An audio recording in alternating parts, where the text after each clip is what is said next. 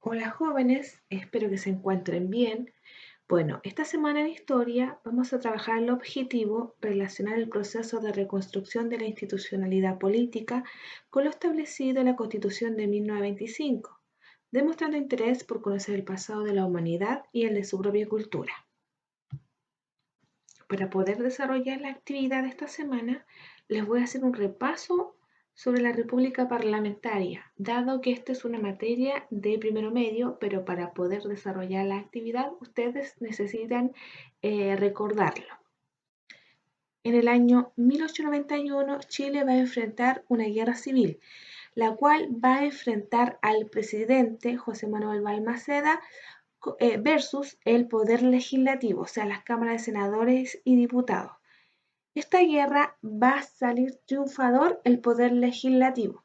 Entonces acá se va a acabar el sistema presidencialista y vamos a comenzar una nueva organización política o un nuevo ordenamiento político, el cual se va a llamar la República Parlamentaria, la cual se va a desarrollar entre los años 1891 hasta 1925. Entonces, el poder del Parlamento se va a fortalecer mientras que la figura del presidente de la República va a disminuir.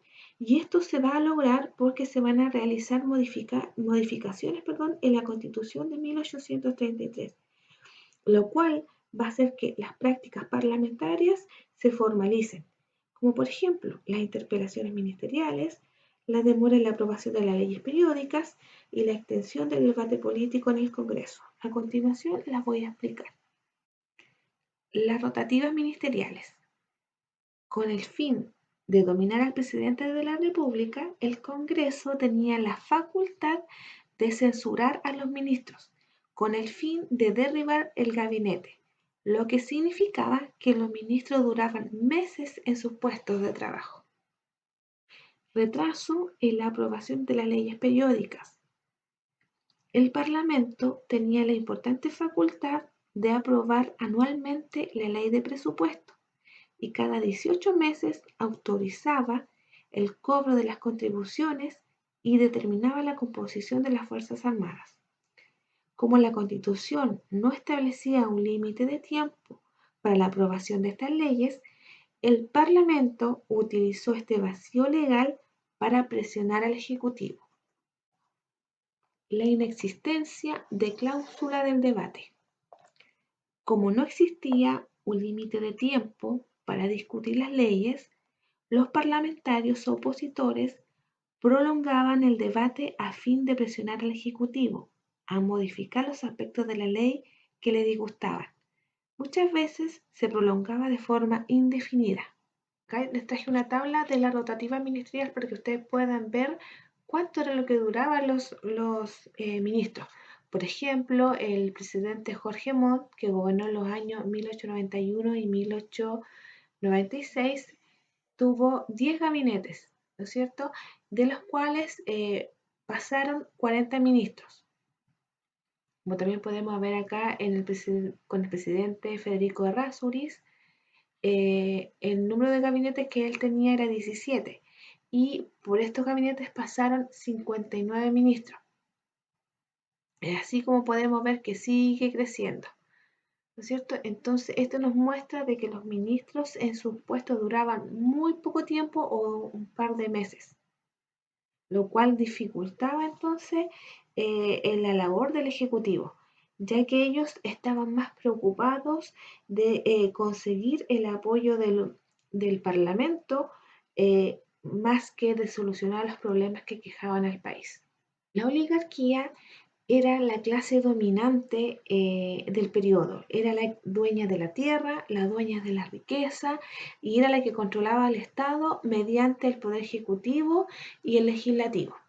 Bueno, este sistema de gobierno oligárquico va a entrar en crisis por las alianzas partidistas, por las decisiones políticas que tomaba y por los vicios en las prácticas electorales. Ahora la voy a explicar.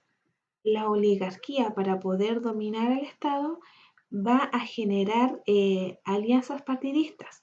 La más importante va a ser la coalición, donde va a aglutinar a los partidos conservador y la alianza liberal, la cual reúne a los partidos liberales y a los partidos radicales. Muchas de las decisiones importantes que tomaban los congresistas no las realizaban precisamente en el Parlamento, sino que estas eran tomadas en los centros sociales, como por ejemplo el Club de la Unión, el Club Hípico o en las mansiones de personajes importantes de la época o en las logias masónicas. Allí se decidían, por ejemplo, leyes, las alianzas partidistas, también se tomaban decisiones respecto a la caída de algunos ministros o el alzamiento de alguna figura importante. Además, era como muy propio de ese periodo de que estos cargos, por ejemplo, el cargo de presidente de la República o de diputado, senador o de un ministerio, fueran dados por parentesco.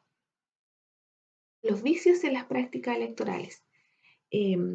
La Constitución establecía que los poderes públicos debían ser elegidos cada 4 años sin posibilidad de reelección y los presidentes debían ser elegidos mediante votación. Pero sin embargo existía el cohecho o la compra de votos o la intervención electoral. Esto se debía a que los votantes en su mayoría eran analfabetos. Entonces era muy común de que el trámite de la votación lo realizara el patrón. También en la compra de los votos se realizaba a cambio de dinero o de favores políticos o simplemente por asaditos y alcohol. También era común el acarreo, donde el patrón llevaba a los peones y a los inquilinos a votar, pero de acuerdo a la visión del dueño del fondo. Acá les traje una caricatura que tiene como objeto reflejar la inoperancia del Senado en la década de 1891. Como ustedes pueden ver acá, se observa al Poder Ejecutivo muy disminuido en cuanto a su poder, porque vemos a un presidente y a un ministro con tamaño reducido.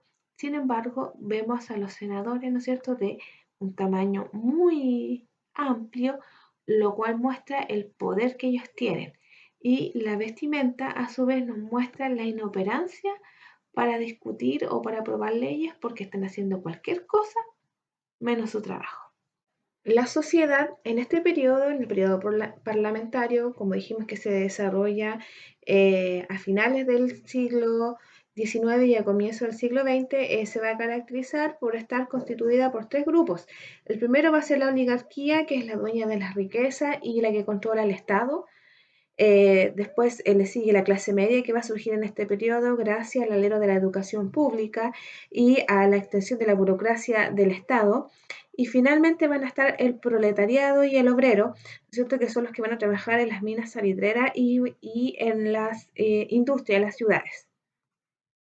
Hacia 1880, la pobreza en Chile se va a transformar en una cuestión social, es decir, que se va a transformar en un problema transversal, como nosotros lo vemos ahí en la imagen. Y esto se va a deber a que Chile va a experimentar un gran crecimiento económico gracias a la exportación del salitre, el cual a su vez va a generar que el campo se tecnifique, o sea, que el campo va a adquirir tecnología y la gente va a quedar sin trabajo. Por lo tanto, este grupo va a migrar del campo a la ciudad y a las zonas mineras. El problema va a ser acá de que las ciudades no van a estar preparadas para recibir un gran número de gente, lo cual va a causar una segregación espacial. Se va a caracterizar además por el hacinamiento, por la insalubridad y las altas tasas de mortalidad infantil. Y un ejemplo de eso es la imagen que les estoy mostrando que grafica el hacinamiento del periodo donde la gente arrendaba piezas en casas antiguas y en ellas habitaba un gran número de personas, un gran número de niños en donde las condiciones eran paupérrimas, ¿no es cierto? Y generaba y mostraba las desigualdades del periodo. Esta pobreza nosotros la vamos a ver reflejada en la carencia de servicios básicos, en las malas condiciones salariales, en la propagación de enfermedades, en la ausencia de una legislación laboral y en la falta de vivienda y hacinamiento. Bueno, todos estos problemas que yo a ustedes les acabo de relatar no eran del interés de la oligarquía de solucionarlo.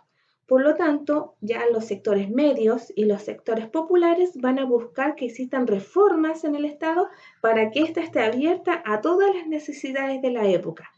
Hacia el año 1920 van a haber candidaturas presidenciales y aquí va a surgir la figura de Arturo Alessandri Palma, el cual va a salir presidente en esa fecha y él promete mejorar la situación de estos grupos, pero con las prácticas que habían del parlamentarismo, como se les expliqué anteriormente, no va a poder llevarlo, no va a poder llevarlo a la práctica, lo que va a generar un alzamiento de las Fuerzas Armadas. Y esto va a tener consecuencias. ¿Cuáles? La Constitución de 1833 va a ser reemplazada por una nueva, que es la Constitución de 1925. Además, el régimen parlamentario va a llegar a su fin y se va a establecer o va a haber un retorno al régimen presidencialista. Ahora vamos a pasar a la actividad de la semana. Ustedes deben trabajar con su texto de estudio y responder la pregunta 1, A, B y C y la 2 de la página 88 y 89.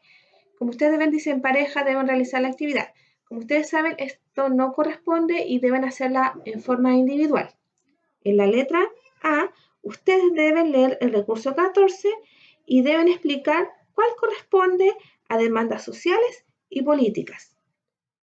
En la letra B, deben seleccionar dos de los aspectos vistos anteriormente y evaluar si están incluidos en la Constitución de 1925. Para eso deben leer el recurso 15. Y en la letra C, deben seleccionar uno de las siguientes disposiciones de la Constitución de 1925.